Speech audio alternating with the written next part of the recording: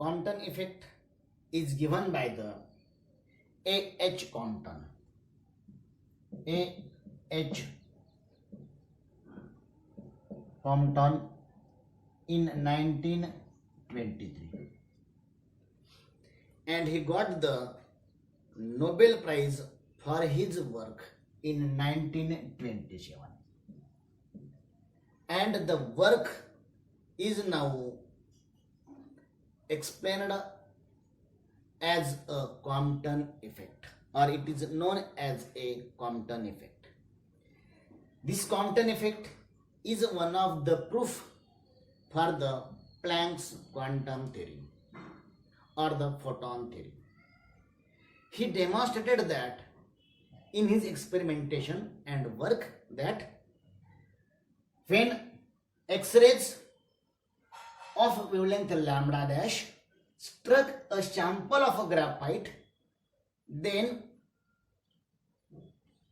incidented X-rays are scattered at an angle theta, had longer wavelength, and electrons was ejected.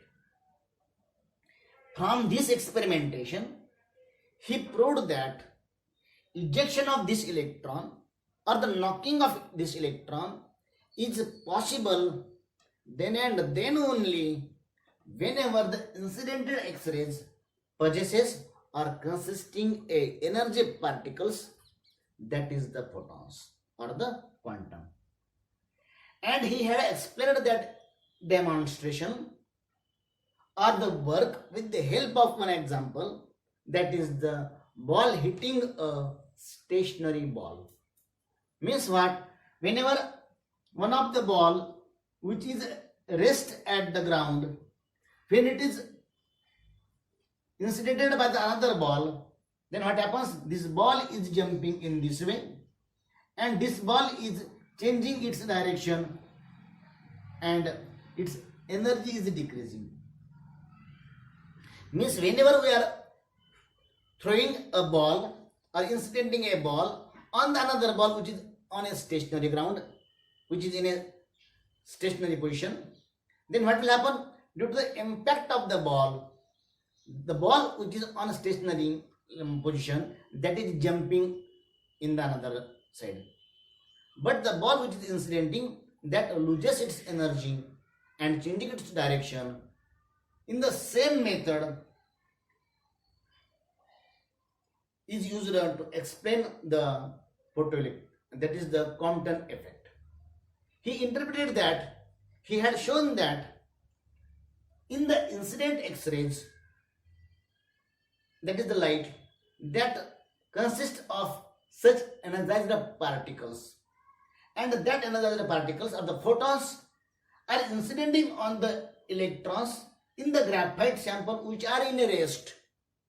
They get the kicked, they get the pushed suddenly, and to that then they get scattered.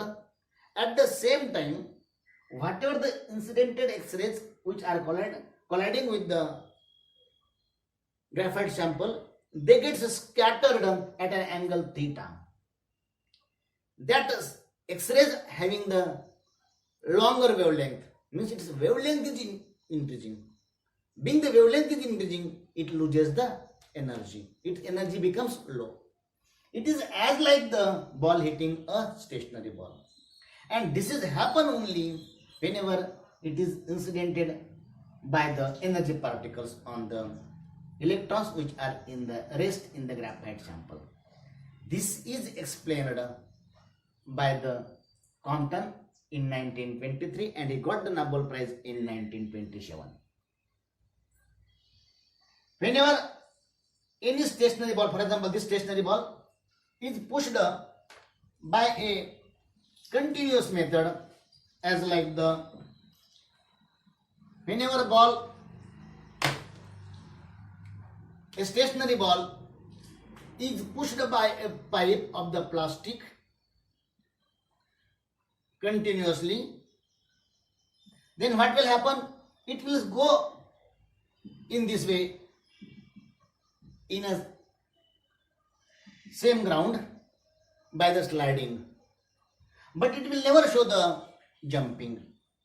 Means whenever we are continuously pushing the ball by any plastic pipe, then what will happen? It will slide over the ground in this way, but it will never show the jumping in this way.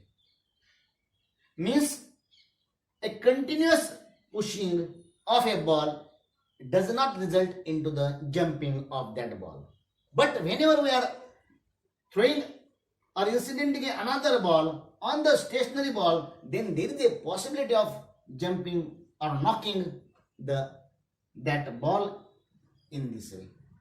Such effect or such work of hitting a ball on a stationary ball, it results into the jumping of that ball. The same principle is used by the Compton to explain the Compton effect.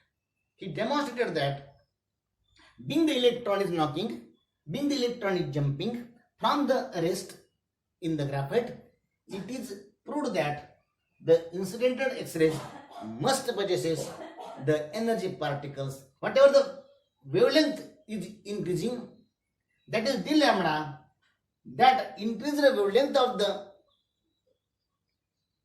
scattered X-rays, that is calculated by the equation d lambda is equal to 2h upon mc into sin square theta by 2, where m is the mass of the electron, c is the velocity, h is the Planck's constant, theta is the angle of scattering. By putting all these values, we can calculate the d lambda, that is the change in, small change in the wavelength lambda, which is scattering with an angle theta.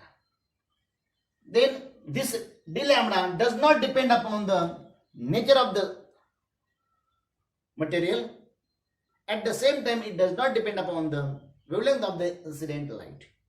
And this Compton effect is giving the proof to the Planck's quantum theory. What Planck's quantum theory says?